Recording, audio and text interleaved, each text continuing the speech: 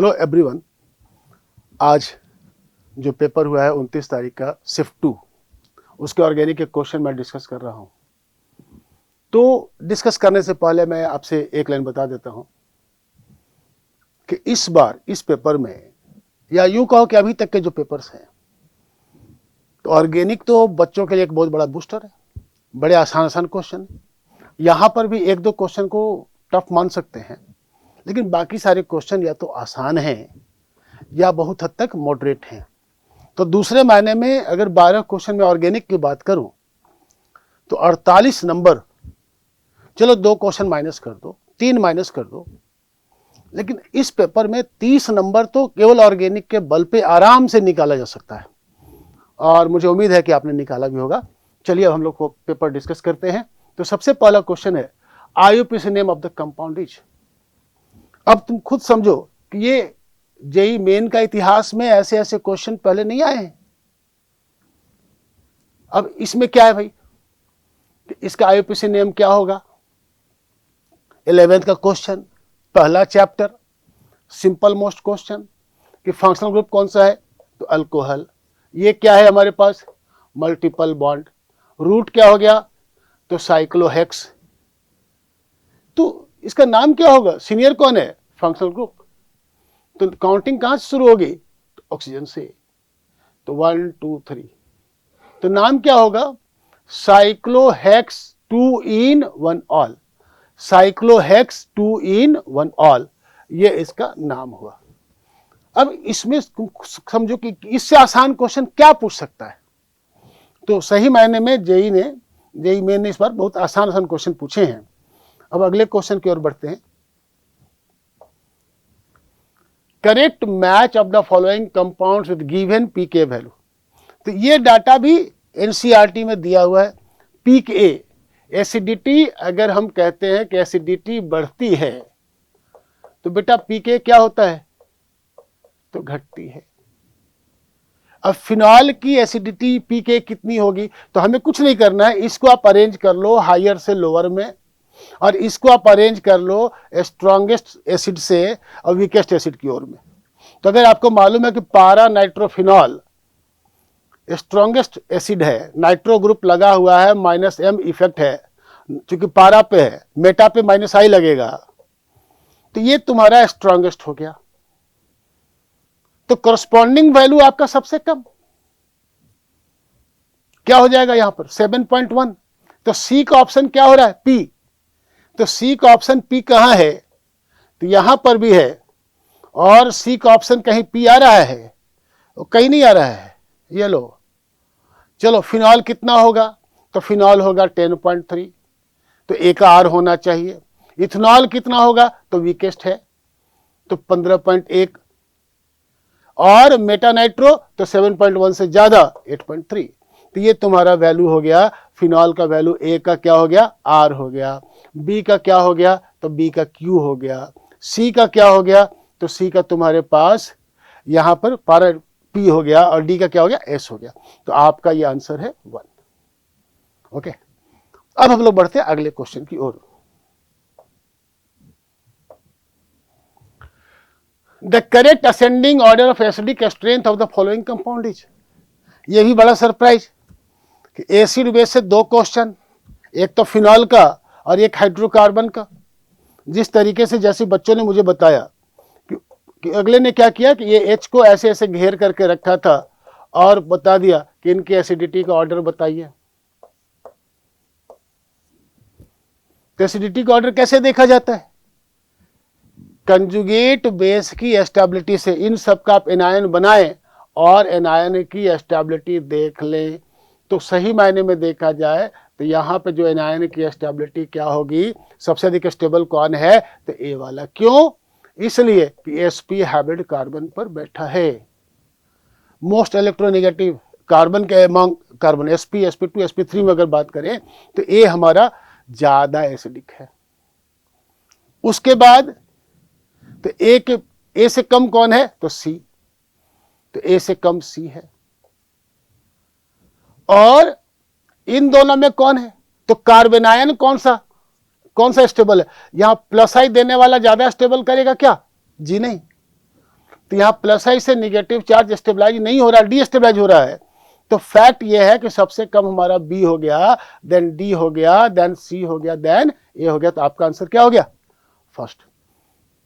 तो ये क्वेश्चन भी ऐसा कोई सिंपल सा क्वेश्चन एसिड बेस के कंसेप्ट पे। आगे बढ़ते हम लोग अगले क्वेश्चन की ओर। हाँ, अब ये क्वेश्चन देखो, जेई ने आपको लड्डू बांट दिए कि भैया एनिलीन है, एनिलीन नाइट्रस एसिड में क्या बनता है? डाइजोनियम। यहाँ पे टेम्परेचर वगैरह मेंशन नहीं है, तो मान लेते हैं कि 0 to 5 डिग्री सेल्सियस दिया हुआ है, एज्यूम्ड। क्यों? तो अगला रिएजेंट को देखते हुए, क्यूप्रस क्लोराइड हम लोग डाइजोनियम पे यूज करते हैं, तो यहाँ पर क्या बनता है? सैंडवेयर रिएक्शन, यहाँ पे क्या आ जाएगा? क्लोरो। तो ये बड़े आसान क्वेश्चन है। आप देखो जेई मेन का लेवल अब बड़ा अच्छा है, मेरे को अच्छा लग रहा है इस बार कि भाई सारे बच्चे कम से कम खुश तो रहेंगे।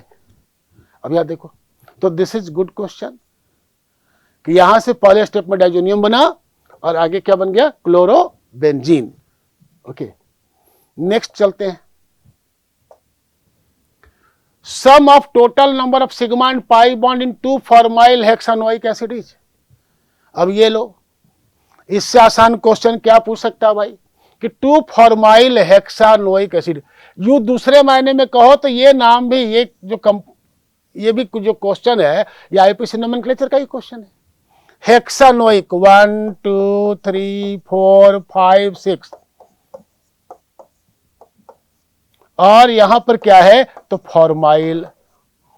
अब कहता है इसमें कितने सिग्मा कितने पाई बॉन्ड, तो ले भाई पाई बॉन्ड तो देख ले, 2 पाई बॉन्ड और सिग्मा, ये बना और जोड़ते रहो कितने सिग्मा है, तब बैठ के जोड़ोगे तो सिग्मा आ जाएगा 21 और पाई बॉन्ड आएंगे 2, तो कुल मिला के आपके आंसर हो जाएंगे 23। तो इस बात को ध्यान रखना है। एक और बायोमॉलिक्यूल के नाम पे एक अच्छा सा क्वेश्चन है। अच्छा मीन्स सिंपल क्वेश्चन है कि एक और तो दिया कि ये सारे जो हैं हमारे पास बायोमॉलिक्यूल्स हैं, दूसरी पार्ट दे रहा है कि इसके इंग्रेडिएंट क्या है, ये स्टार्च बनता कैसे है। तो भैया स्टार्च जो है ये अल्फा ग्लूकोज का क्या है? अल्फा ग्लूकोज का पॉलीमर है। अल्फा ग्लूकोज जो मिलेंगे, ग्लूकोज के अल्फा लिंकेज से स्टार्च बनता है। एक मिनट, सेलुलोज तो बीटा ग्लूकोज का लिंकेज है। न्यूक्लिक एसिड, तो न्यूक्लिक एसिड में क्या होता है? तो जो न्यूक्लियोटाइड्स है इनके लिंकेज हैं। प्रोटीन्स तो अल्फा अमीनो एसिड के पॉलीमर्स हैं, तो अल्फा अमीनो एसिड के चेन बनने से आपका प्राइमरी स्ट्रक्चर बनेगा, और ऐसे कई सारे प्राइमरी मिलकर सेकेंडरी बनाएंगे, टर्शियरी बनाएंगे, क्वाटरनरी बनाएंगे। तो ये तो आसान क्वेश्चन है, इसमें ऐसा कुछ भी नहीं है जो मैं कह सकूं कि ये टफ क्वेश्चन है। चलिए नेक्स्ट देखते हैं अगले क्वेश्चन की ओर। हाँ, ये क्वेश्चन ऐसा है कि जो वाकई आपका दिमाग हिला देगा। क्यों, ऐसा क्या इसमें? इसमें जेई मेन ने सारे टेक्निक यूज कर लिए। रिडॉक्स रिएक्शन भी यूज कर लिया, अल्डिहाइड कीटोन का एल्डोल भी यूज कर लिया। तो ये कह रहा है कि भाई कौन सा ऐसा रिएजेंट है जिससे ईस्टर तो टूट जाए लेकिन एल्डिहाइड को फर्क नहीं हो, अल्कोहल को फर्क नहीं हो। तो आपने पढ़ा होगा डिबाल एच। तो डिबाल एच ईस्टर को तोड़ करके एल्डिहाइड बनाता है। तो ये तो सही हो गया। तो ये दोनों ऑप्शन तो खत्म। अब रही बात कि भाई डिबाल एच ठीक है, इसके बाद क्या करें? तो ये 5 मेंबर का रिंग कैसे बन गया? तो बेटा ये इंट्रामॉलिक्यूलर एल्डोल कंडेंसेशन रिएक्शन है। यहां पर जो हमारे पास NaOH का रिएजेंट अगर हम लेंगे यहां पर, तो वो यहां पे क्या करेगा?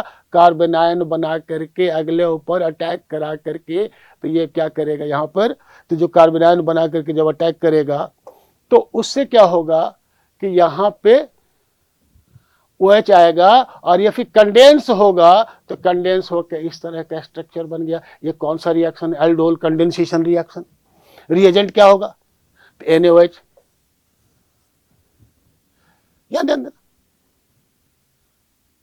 अगला नंबर, अब अगला स्टेप बड़ा कातिल है। कातिल इन द सेंस कि हम क्या लें कि ये हमारा एल्डिहाइड खत्म हो जाए, कार्बन रह जाए, एल्डिहाइड ग्रुप समाप्त हो जाए, और साथ ही साथ ऑक्सीजन भी जो हमारे पास है वो भी हमारे पास, ये पाई बॉन्ड यहां पर रहेगा, वो भी डिहाइड्रेट होकर के एल्कीन बन जाए। तो alcohol can be dehydrated in acidic medium. हमारे पास दो रिएजेंट है, हाइड्रोजन इन KOH,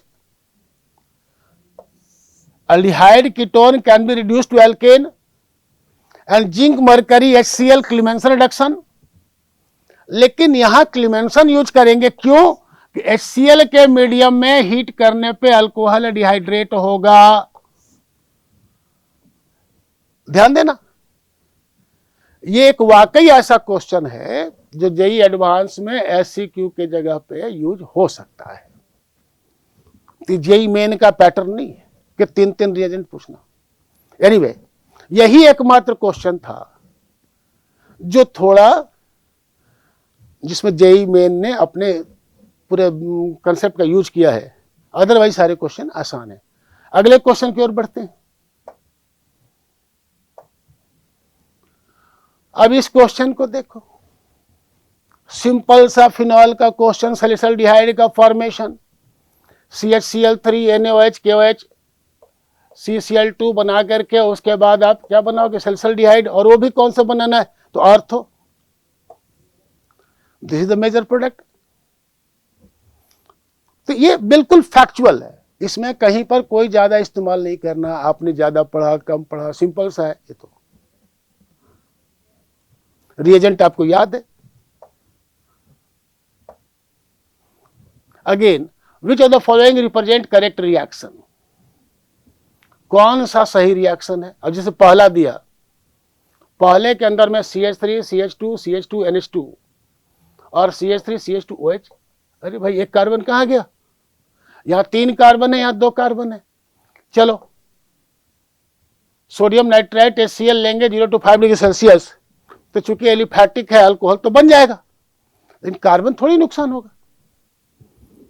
अगले रिएक्शन में ब्रोमीन एंड HNu, लाइट है तो लाइट में एडिशन नहीं होकर के क्या होता है?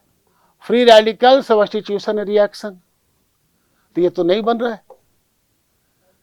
तीसरे में यहां पर एक ईरर है बेटा, ध्यान देना, यहां पाई बॉन्ड है बेसिकली। तो HI का एडिशन, मार्कोनिकॉफ एडिशन होगा, H यहां जाएगा, पॉजिटिव चार्ज आएगा, आयोडाइड यहां ऐड होगा, तो ये आपका सही प्रोडक्ट है। तो यहां पे ध्यान रखना कि यहां पे पाई बॉन्ड है। Okay, that is typing mistake. अब question option number 4, CH3 CH2 CONH2, bromine NaOH ले लिया हमने। अब यहां क्या होगा? ये कौन सा रिएक्शन है? Hoffmann hypobromide reaction. तो इसमें एक कार्बन का तो नुकसान होता है, प्राइमरी अमाइन तो बनता है, लेकिन यहां कार्बन तो सेम रखा गया, तो ये भी हमारा गलत है। तो करेक्ट आंसर क्या हो गया? थर्ड। आप इसको भी थोड़ा सा कह सकते हो कि मॉडरेट टू टफ साइड में अगर मान सकते हैं, क्योंकि 4 रिएक्शन को यूज किया गया। Next, which of the following show geometrical isomerism?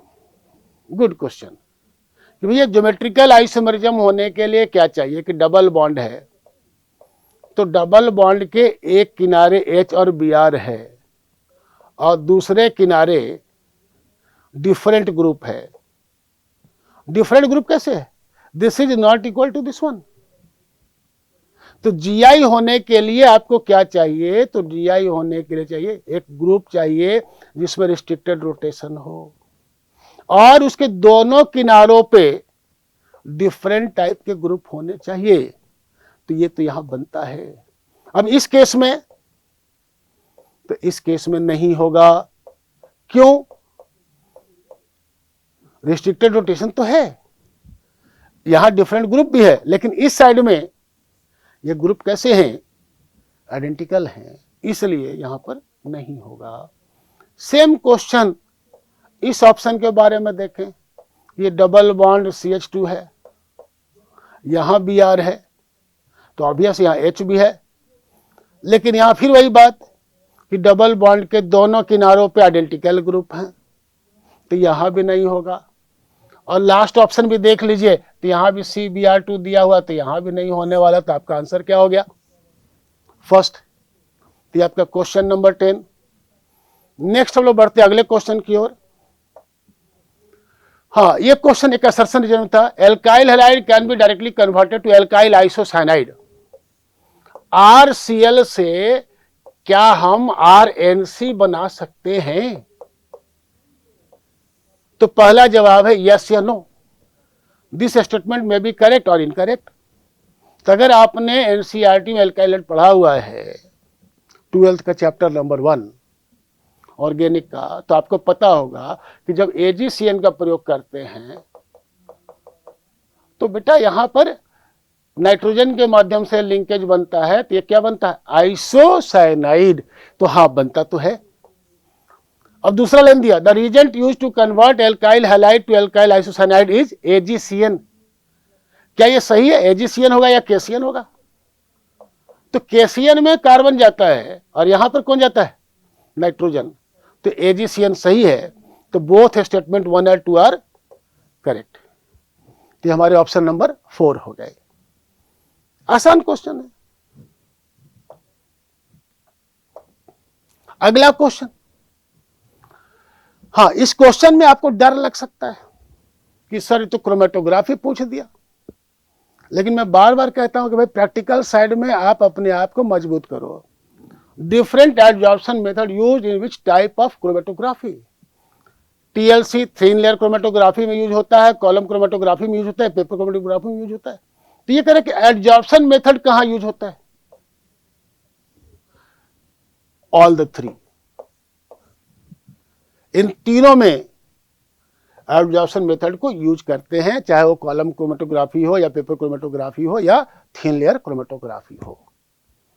और इसी के साथ ये जो पेपर, मैं तो इसे कहूंगा a gift from JEE to all the aspirants.